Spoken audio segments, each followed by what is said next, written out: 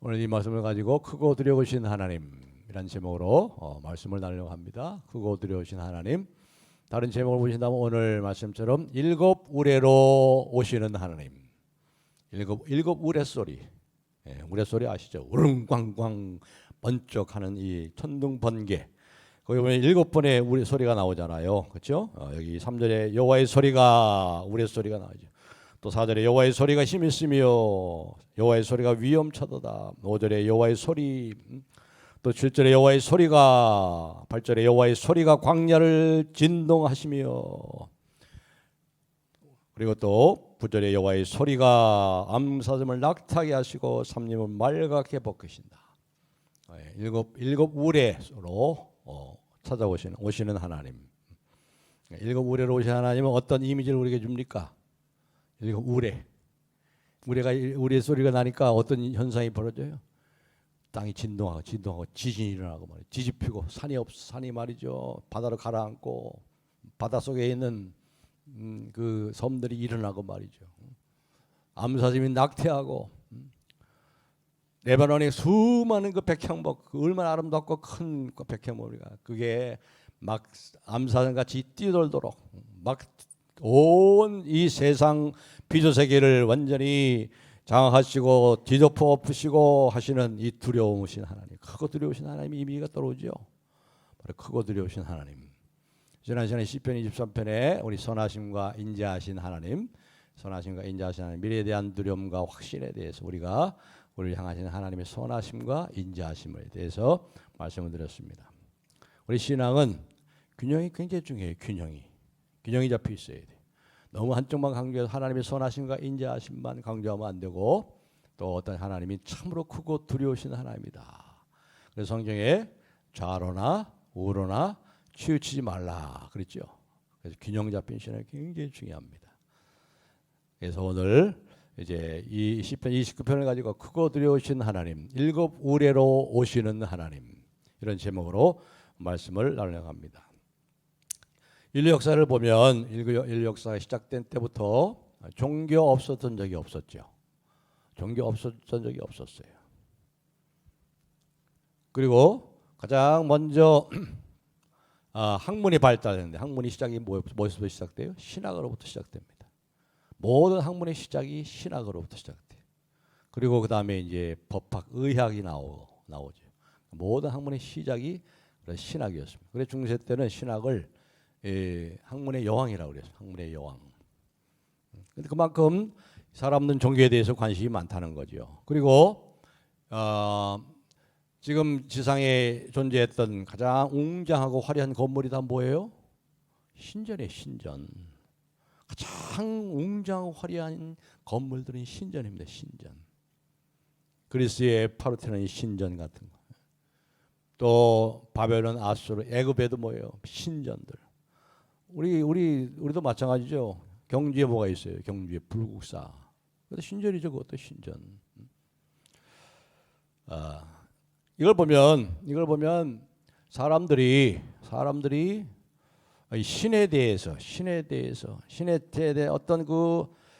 어떤 믿음, 신에 대한 어떤 믿음, 인간의 어떤 욕구, 신에 대한 어떤 욕구 때문에 이런 종교가 생긴 것이 아닌가, 그렇게 생각이 됩니다. 그러나 아무리 신에 대해서 사람들이 연구하고 아무리 생각하고 해도 그것은 결국 뭐에 끝나요? 철학이에요. 철학. 필로소와 소피아, 지혜를 사랑하는 학문으로 끝나요. 다시 말해서 하나님을 알지 못해요. 하나님을. 그래서 하나님 모르겠다. 불가지론에 빠지죠. 그래서 이 신에 대한 믿음은 인간으로부터 시작한 게 아니에요. 누구로부터 시작했어요? 신에 의해서 발생한 거예요. 신에 의해서.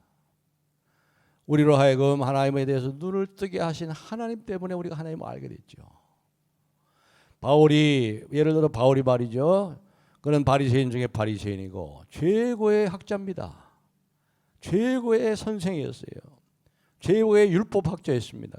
가말리알 최고의 문화에서 배운 사람이었어요. 그런데 그가 얻은 결론이 뭐예요? 그 학문을 통해서 예수가 적그리스도다. 그래서 예수님을 죽이려고 하고 예수님을 따라가는 사람 죽이려고 그렇게 박해했잖아요. 그러다 그가 다메섹에서 예수님을 만나고 정오에 말이죠. 낮 12시에 햇빛보다 더 밝은 이게 다메섹은 다마스커스 지금 시리아의 수도죠.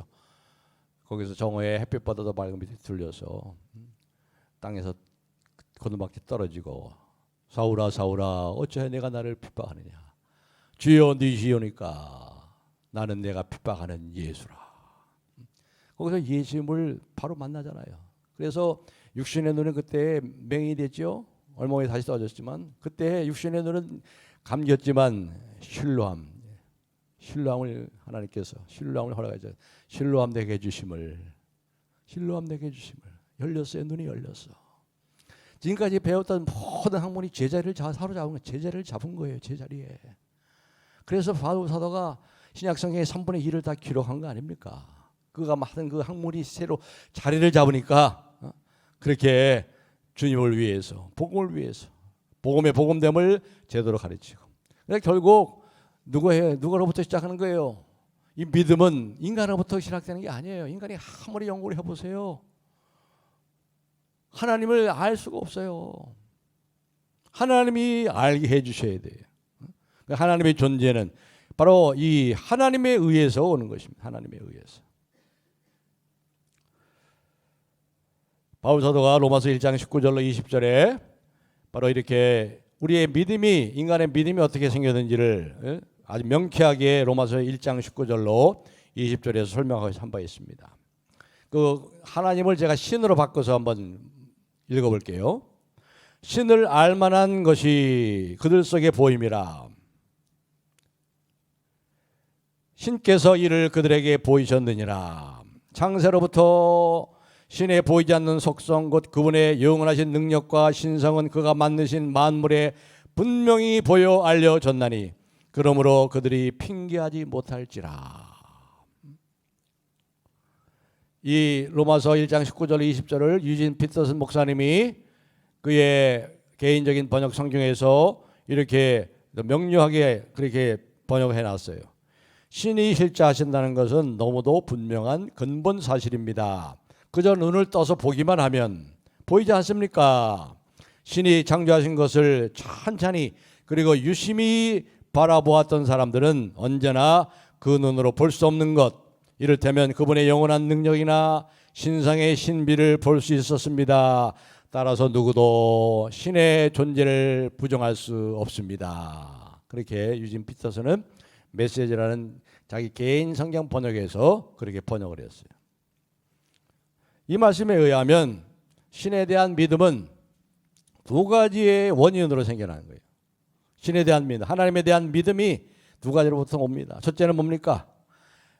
우주 만물을 창조하신 하나님께서 온 세계 안에 자신의 흔적을 뿌려놓았기 때문에 그래요. 이 꽃이 얼마나 아름답습니까 이게.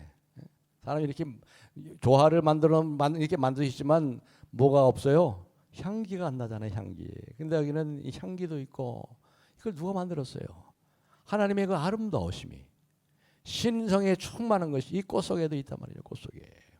하나님께서 이 우주 만물, 이 우주 얼마나 광대합니까? 이 태양계와 이 은하계가 이걸 보면은 거기에 그 압도당해 가지고 할 말을 잊어버리잖아. 할 말을 잊어버리잖아.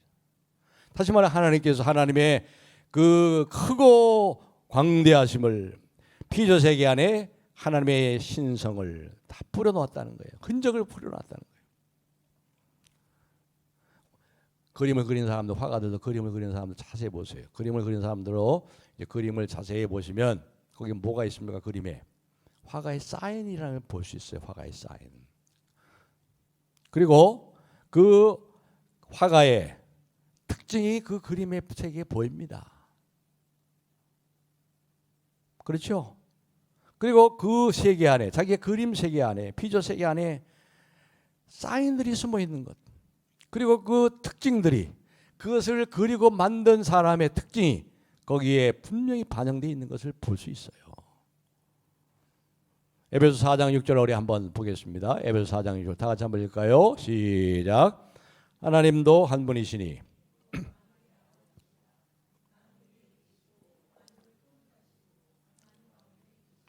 아멘. 만유라는 것은 쉽게 하면 모든 것이라 말이에요. 모든 것. 하나님은 한 분이시니 곧 모든 것의 아버지시라.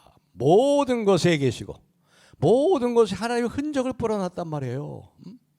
모든 것을 통일하시고 모든 것 가운데 하나님이 계시도다. 이것은 모든 만물에 신이 있다는 범신론을 얘기하는 게 아닙니다. 그건 아주 잘못된 거죠. 신은 시계공처럼 시계를 만들어 놓고 멀리서 그냥 지켜보는 그런 존재가 아니라는 거예요. 그걸 만드시고 지금 어떻게 하고 계세요? 그 모든 만드신 피조 세계를 지금 통치하고 다스리시고 지금 활동하고 일하고 계시다 이 말이에요. 하나님은. 그렇기 때문에 우리가 하나님의 이 피조 세계를 자세히 들여다보고 유심히 관찰할수록 우주 물리학자들이라든가 이 과학자들 그러면 신의 존재에 대해서 눈이 떠지는 거예요. 눈이. 왜 거기에 하나님을 알만한 것이 하나님의 흔적이 거기에 흩뿌려져 있기 때문에 그렇습니다. 그리고 두 번째로는 인간의 마음에 신을 알아볼 수 있는 능력을 주셨기 때문에 그래요. 전도서 3장 11절에 우리가 잘 아는 말씀이 나오죠. 하나님이 모든 것을 지으시되 때를 따라 아름답게 하셨고 사람에게 영혼을 사모하는 마음을 주셨느니라. 그러나 하나님이 하시는 일의 처음과 끝을 사람으로 측량할 수 없게 하셨도다. 영혼을 사모하는 마음을 주셨잖아요. 바로 신을 그리워하는 마음. 아무리 다 채워줘도 채울 수 없는 인간의 마음. 어거스틴이 그랬잖아요. 어거스틴이 이걸 이렇게 표현했죠. 하나님이요, 우리가 하나님을 만나기까지 우리에게는 진정한 만족이 없습니다. 하나님께서 우리를 하나님의 영광을 위해서 창조하셨기 때문에 그렇습니다. 그러니까 우리 아무리 다른 것으로 다 채워줘도 채울 수 없는 것이 하나님으로만 채울 수 있는 것이기 때문에 그 하나님께서 우리에게 그런 마음을 영원한 하나님을 사모하는 마음을 주셨기 때문에 그렇죠? 그렇습니다. 보통 우리가 좀 생각을 하고 사는 사람들, 학문을 하고 생각을 사는 사람들도 예수 믿는 동기 중에 하나가 누가 전도해가지고 교회 한번 가봅시다. 그게 아니고 야 보니까 학문을 연구할수록 정말 뭔가 나보다 큰 존재가 있는 것 같아. 그런 생각이 든다는 거예요. 뭔가 우리가 아는 것보다 더 큰 어떤 분이 계시지 않는가. 한번 확인해 보자. 그래서 성경을 읽기 시작하고 교회 다니기 시작해가지고 지금까지 신앙생활을 하는 사람도 있다는 거예요. 그렇기 때문에 지금 우리가 인간의 역사를 연구해보고 또 참으로 이 인간의 모든 자연 세계들, 이 피조 세계를 우리가 깊이 찬찬히 보고 유심히 살펴보면 거기에 신의 사인이 보여요. 신의 사인이 보여요. 그리고 그 신이 어떤 존재인가 물을 수밖에 없다 이 말이죠.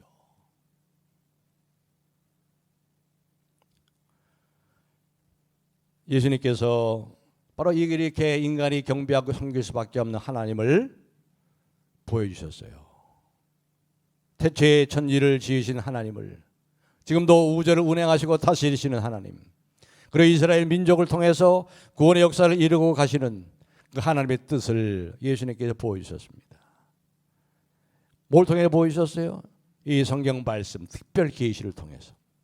자연 계시뿐만 아니라 우주 만물 피조 세계에 하나님의 이 흔적, 신성의 흔적을 통해서 보여줄 뿐만 아니라 그것을 통해서는 다 알 수가 없어서 이 특별한 것을 주셔서 특별한 계시, 자연 계시를 능가하는 특별한 계시, 예수 그리스도 자신 말씀이 육신이 되어 우리 가운데 거하시는, 그리고 이 말씀이신 그리스도께서 이 말씀을 통해서 이 하나님이 누구신지, 신이 누구신지를 보여주고 있는 거예요. 그 신이 어떤 신이에요? 바로 임마누엘, 우리와 함께 하시는 하나님, 창조주시고 구속자이시며 지금도 우리 함께 하시는 하나님을 보여주고 있는 겁니다. 그런데 이제 말씀드리고자 하는 중요한 본론이 뭐냐, 예수 그리스도를 통해서 하나님을 만나면 말이죠, 신이 누구인지를 제가 알면 나타나는 인간의 반응이, 가장 큰 반응이 뭐라고 생각되세요 여러분? 그게 뭘까요? 하나님에 대해서 그 크고 두렵고 광대하신 하나님에 대해서 그 우주 만물을 지으신 하나님에 대해서 하나님을 만나고 인간이 느끼는 가장 근본적인 반응은 뭡니까? 두려움입니다. 두려움. 거룩한 두려움이에요. 경외심이라는 경외심. 두려움을 느끼게 되는 이유도 여러 가지가 있겠죠. 그러나 가장 중요한 이유는 뭡니까? 하나님이 얼마나 크고 얼마나 광대하시고 참으로 얼마나 두려움만한 분인가, 이걸 깨닫게 되는 거예요. 예수 그리스도를 통해서 우리에게 나타난 하나님은 창조주 하나님, 우주의 모든 걸 운행하시고 온 세상의 나라와 모든 인류의 역사를 주장하시고 다스리고 통치하시고 인도하시는 분이에요. 그분의 위대하심, 그분의 성품의 아름다우심, 지극히 거룩하심, 그분의 정의로우심, 너무나 강렬해가지고 우리가 그분을 제대로 다 알 수가 없고, 그분이 하시는 일의 시작과 끝을 사람으로 측량할 수 없는 그렇게 크신 하나님이래. 그렇게 크신 하나님, 그런 하나님을 지금 우리가 예배하고 있는 것입니다. 출애굽기 33장에 보시면 모세가 말해요. 모세가 하나님의 영광을 좀 보고 싶다고 그랬잖아요. 하나님의 영광을 좀 보고 싶습니다. 그래서 하나님께서 뭐라고 대답했죠? 나를 본 자는 아무도 살 수가 없다. 왜냐하면 하나님의 영광이 너무나도 크고 광대하기 때문에, 하나님의 영광을 보는 즉시 죄인인 인간은 죽을 수밖에 없어요.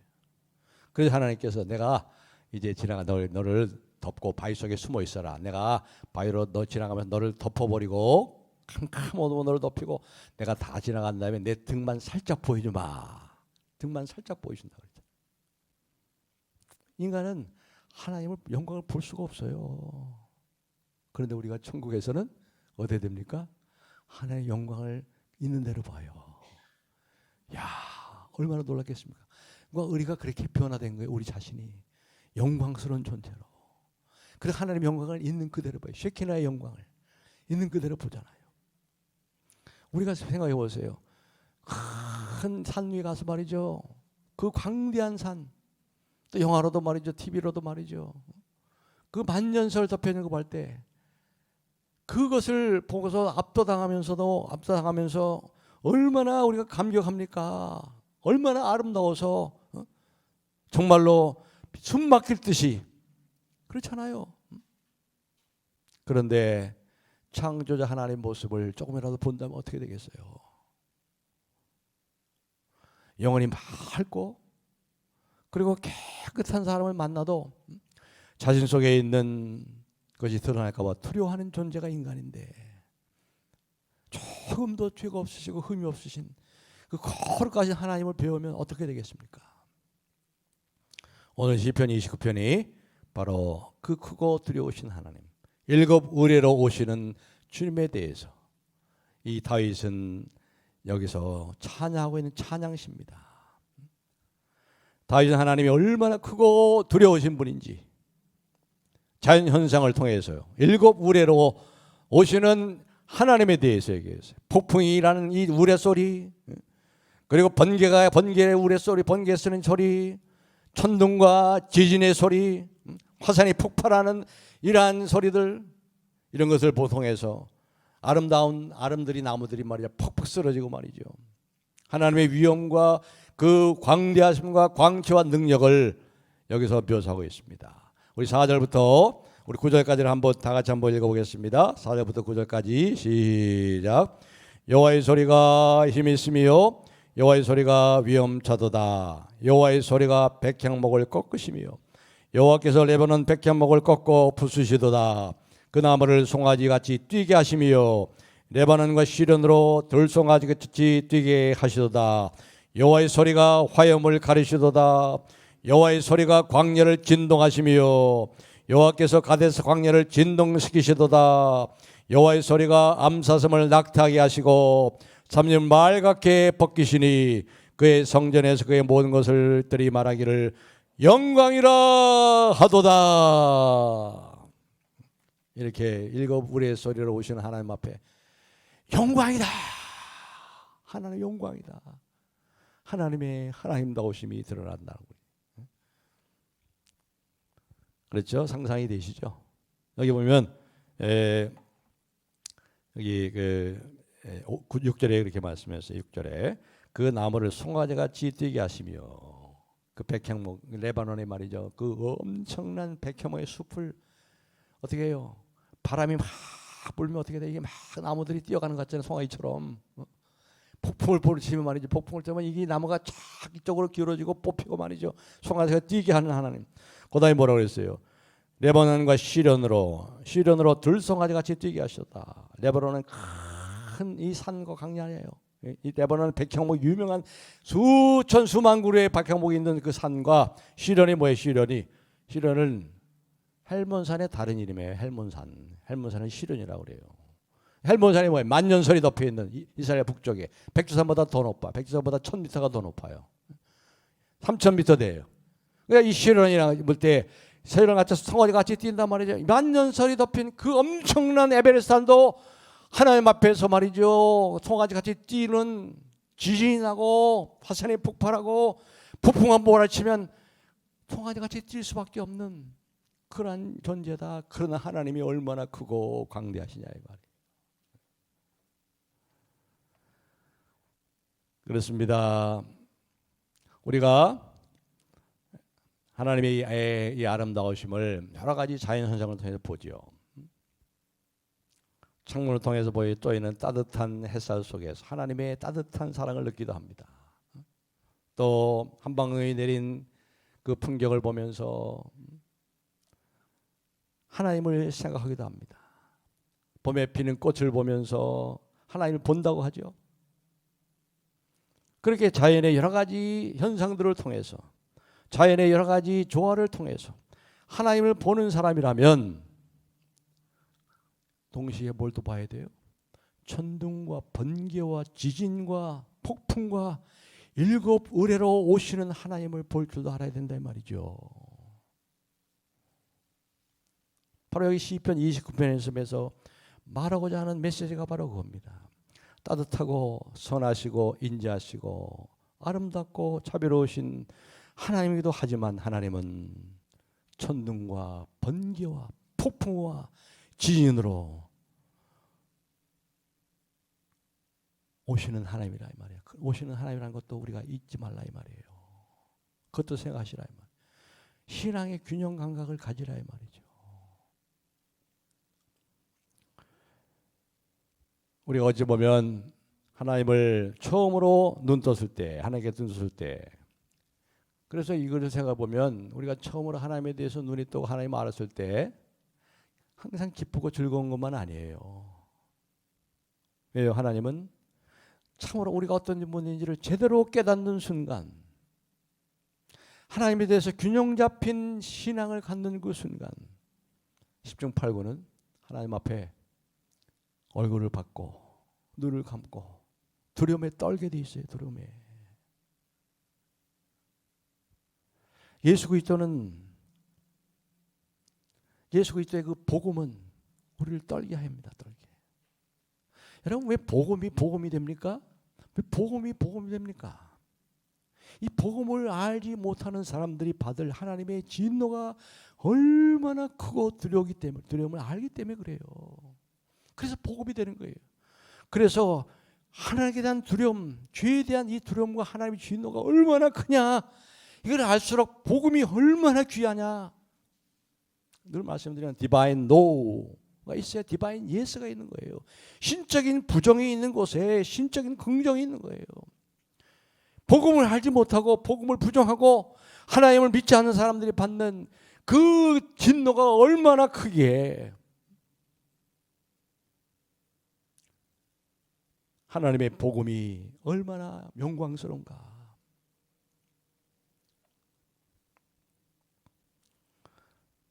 미국의 대각성 운동을 일으켰던 1980년대, 1800년대에 조나단 에드워드 목사님이 유명한 설교가 있죠. 그 설교가 제목이 뭐였죠? 진노하는 하나님의 손안에 들려있는 죄인들, the sinners in the hand of an angry God. 진노하는 하나님의 손안에 들려있는, 하나님의 진노하는 하나님의 손안에 들려있는 지옥의 불구덩이로 집어넣으려고 하는 하나님, 그 설교했어요. 그것을. 그럴 때 교인들이죠, 이 설교를 듣고 막 이 예배당 바닥에 막 뒹굴뒹굴하고 막 통곡하면서 울부짖고 두려움에 떨었다 이 말이죠. 그래서 이 미국에 큰 대각성 운동이 일어난 거예요. 믿는 사람이나 믿지 않는 사람이나 우리가 하나님에 대해서 너무 가볍게 생각하는 경향이 있어요. 너무 우습게 생각하는 경향이 있어요. 요즘에 와서 너무 하나님의 사랑을 강조한 나머지 하나님을 종이 호랑이처럼 만들어버리는 경향이 없지 않나. 그러니까 하나님의 진노와 심판에 대해서 우리가 망각하기 쉬워요. 과거에는 안 그랬어요. 과거에는 하나님의 진노와 심판에 대해서 또 그것은 또 너무 그쪽을 또 강조해 버렸죠. 중세 교회들이 그랬잖아요. 중세 교회들이. 그 두려운 하나님은 생각하고. 그런데 지금은 너무나도 반대 방향으로 추가 너무 반대로 갔어요. 그래가지고 균형 잡힌 신앙을 잃어버리고 하나님의 진노와 심판에 대해서 별로 얘기를 안 해요. 저도 하나님의 진노와 심판에 대해서 말하기를 좋아하지 않습니다. 율법을 통해서 하나님의 진노가 임하고 하나님을 두려워하게 해서 믿게 하는 것이지만, 그러나 복음은 하나님이 너무 좋아서 믿게 하는 것이잖아요. 그래서 우리가 진노라든가 하나님의 심판이라든가 지옥에 대해서 꼭 필요한 만큼만 말씀 안 하면 안 되죠. 꼭 필요한 만큼은 전해야 돼요. 그런데 제가 말씀을 준비하다 보면 하나님의 사랑을 너무 강조한 나머지 하나님을 너무 작게, 하찮게, 소홀하게, 가볍게 생각하게 만들지 않았는가 하는 그런 의문이 생깁니다. 만약 그렇다면 저는 말씀의 사역자로서 큰 잘못을 범하는 거죠.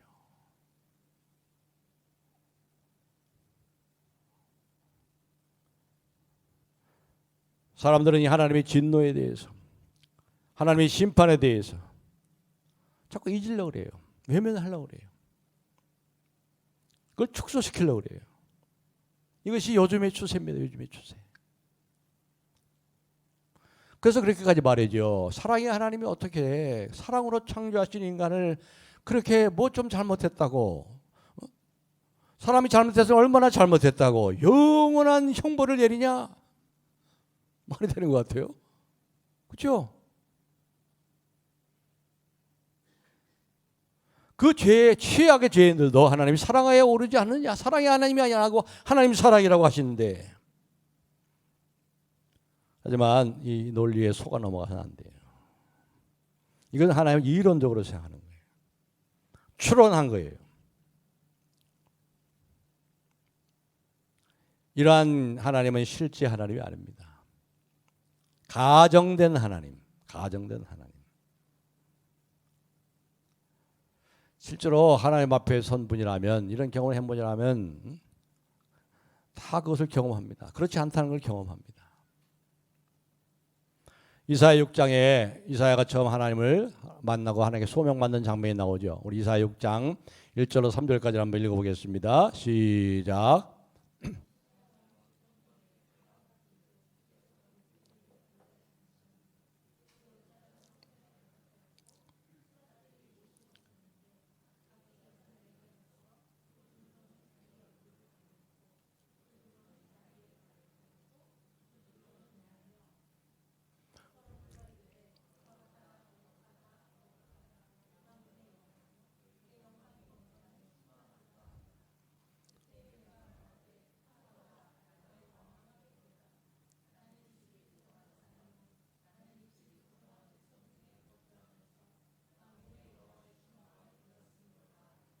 아멘. 처음으로 이사야가 하나님의 소명을 받고 하나님을 만나는 장면이에요.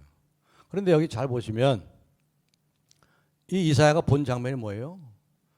이사야가 환상 중에 하나님의 궁조를 봤는데 하나님을 보지 못했어요. 뭘 봤죠? 옷자락만 봤어요. 옷자락. 옷자락이 성전에 쫙 옷자락이 있는데 옷자락만 봤는데 어떻게 했어요? 너무 두려웠어요. 옷자락만 봤는데도 옷자락이 성전에 가득했어요. 옷자락이 이게 옷자락 아니에요. 이게 옷자락. 그러니까 얼굴 본 게 아니에요. 하나님을 모습 본 게 아니에요. 그냥 옷자락만 봤어요. 성전에 가득한 옷자락을 보고서도 너무 두려워가지고 화로다 나여 망하게 되었도다. 내가 죽게 되었도다. 옷자락만 보고도 그랬어요. 옷자락.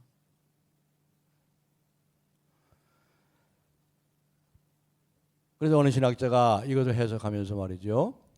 거룩하다, 거룩하다, 거룩하다. 이 삼중 나오잖아요. 삼중. 하나님은 사랑이시다, 사랑이시다, 사랑이시다 한 적이 없어요. 하나님은 사랑이시다 한 번만 얘기했어요. 근데 서로에 대해서는요 3번이나 하나님은 거룩하시다, 거룩하시고 거룩하시다 삼중으로 강조해요.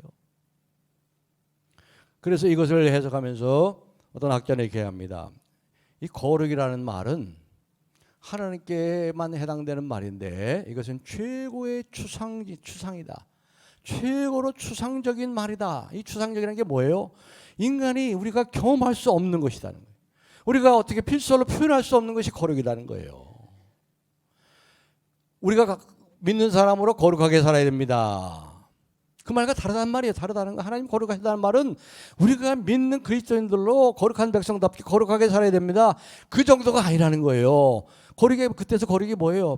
구별되게 살아야 됩니다. 이게 아니라 이 말이에요. 이게 아니라 이 말이에요. 하나님이 거룩하시다 할 때는 최고의 추상이다 이 말이에요. 최고의 추상. 그 거룩한 하나님을 표현할 수가 없는 거예요. 표현할 수가 없는 거예요. 경험할 수가 없는 거예요. 인간이. 그렇게 거룩하신 분이라 이 말이에요.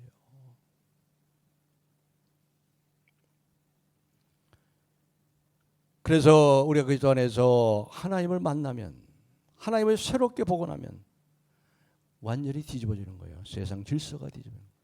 이 코페르니쿠스적 구식 전환이 오는 거예요. 코페르니쿠스적 전환이죠. 코페르니가 뭐라고 했어요? 태양이 지구를 도는 게 아니라 그때까지 전부 태양이 지구로 도는 거 생각했죠. 지구가 중심으로 생각했어요. 그런데 코페르니쿠스가 뭐라고 그랬어요? 지구가 태양을 돈다고 그래요. 지구가. 실제로 그렇잖아요. 지구가 태양을 돌지요. 태양이 중심이 지구가 중심이 아니죠. 하나님을 우리가 새롭게 만나면 세계관이 변화됩니다. 뒤집힙니다. 그전에는 내가 중심이었어요. 내가 중심. 신에게 나의 요구를 구했다면 이제는 신의 뜻이 무엇인지를 구한 거예요. 이렇게 달라지는 거예요. 신이 나를 위해서 존재하는 것이 아니라 신이 나를 구원하기 위해서 존재하는 것이 아니고 나의 구원을 위해서 나의 행복을 위해서 신이 존재하는 게 아니고 신을 위해서 내가 존재하는 것이다 이 말이에요. 이렇게 뒤집히는 거예요. 모든 것이 달라지는 거예요. 이러한 이 코페르니쿠스적 전환이 우리에게 일하는 겁니다. 이게 복음인 거예요. 이게 복음. 그렇습니다. 하나님이 얼마나 거룩하시면 우리의 죄 때문에 하나밖에 없는 자기 아들을 십자가에 죽이셨겠어요. 죄 없는 자기 아들을. 이제 말씀을 맺겠습니다. 사랑하는 성도 여러분, 여러분은 어떤 하나님을 믿고 계십니까? 어떤 하나님을 만나셨습니까? 사랑의 하나님 좋죠. 선하시고 인자하신 하나님 좋아요. 그러나 머릿속에만 있는 하나님이 아닙니까? 성경의 하나님을 믿는 것이 아니라 신에 대해서 스스로 만든 가설의 하나님.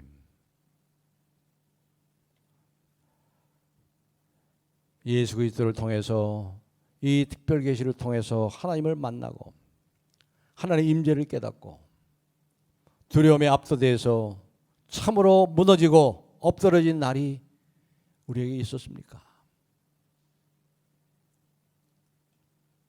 먼저 복음 앞에서 두렵고 떨어야 복음 앞에서 기뻐할 수가 있는 거예요. 디바인 노가 있어야 디바인 예스가 오는 거예요.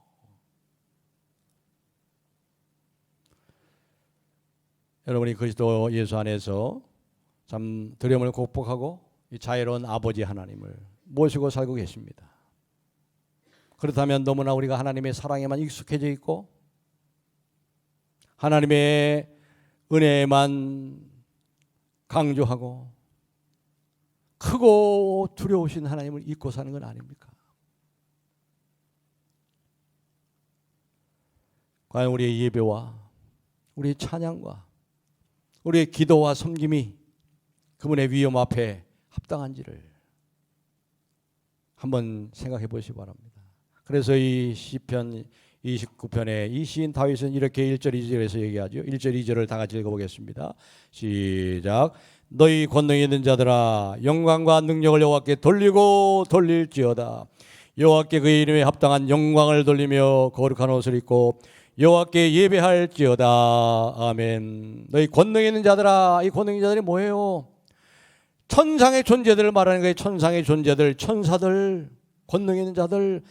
그 천상의 존재들, 권능 있는 자들아 최상의 권능을 가진 하나님 앞에 참으로 영광을 마땅한 영광을 돌려라. 합당한 그 이름에 합당한 영광을 돌려라. 그랬잖아요. 합당한 영광을 돌려라. 그러면서 거기서 끝나는 것이 아니고 10절 11절에 이렇게 하죠. 10절 11절을 다 같이 읽겠습니다. 시작. 여호와께서 홍수 때에 좌정하셨으며 여호와께서 영원하시도록 왕으로 좌정하시도다. 여호와께서 자기 백성에게 힘을 주시며 여호와께서 자기 백성에게 평강의 복을 주시리로다. 아멘. 여기 9절에 보면은 그의 성전에서 그의 모든 것들이 말하기를 영광이라 하도다. 그의 성전이 뭐예요? 이 땅에서 천상의 존재들과 함께 이 땅에서 이 땅의 성전에서 하나님께 영광하며 하나님의 이름에 합당한 영광을 돌리고 하나님의 거룩하심 앞에 두렵고 떨며 예배하고 찬양하는 자들에게 하나님께서 뭐예요? 힘을 주시고 평강의 복을 주신단 말이에요. 하나님을 두려워하면 다른 두려움은 다 사라져. 다 사라지기 때문에 뭐가 와요? 평강이 오지. 평강이 올 수밖에 없죠. 하나님만 두려워하니까. 그렇습니다. 사랑하는 성도 여러분, 여러분의 믿음 안에 하나님의 위치가 회복되길 바랍니다. 정말 하나님을 너무 우리가 가볍게 생각하지 않아. 예배 시간도 5분 10분 듣는 게 그냥 뭐 마음을치도 않게 생각해요. 이미 예배 시작을 했는데 아직도 카페에서 얘기하고 있어요. 그런 거 좀 고쳐야 되고 얼마나 했습니까? 우리가 하나님이 두려우신 하나님 참으로 예배할 분이시고 하나님의 이름에 합당한 영광을 올려야 될 그런 분이라면 우리가 어떻게 우리가 변화돼야 되겠어요? 얼마나 더 새롭게 돼야 되겠어요? 우리를 권하신 살아계신 하나님, 거룩하시고 거룩한 하나님, 최상의 추상, 우리가 경험할 수 없는 우리의 필설로 표현할 수 없는 하나님, 거룩하신 하나님. 우리가 거룩하게 살아야 되죠. 그것이 그 정도가 아니라 이 말이에요. 세상과 구별될 정도가 아니라 이거예요. 그렇게 우리가 하나님을 참으로 크고 광대한 하나님을 두려운 하나님을 섬기며 그렇게 살 때 그때 뭐예요? 하나님께서 복을 주시고 평강의 복을 주시고 살만 나는 복음을 더 풍성히 누리게 되는 거예요. 이러한 은혜와 축복이 또한 여러분에게 우리 서울 남무교회에 함께하는 은혜가 있기를 주님의 이름으로 축복합니다.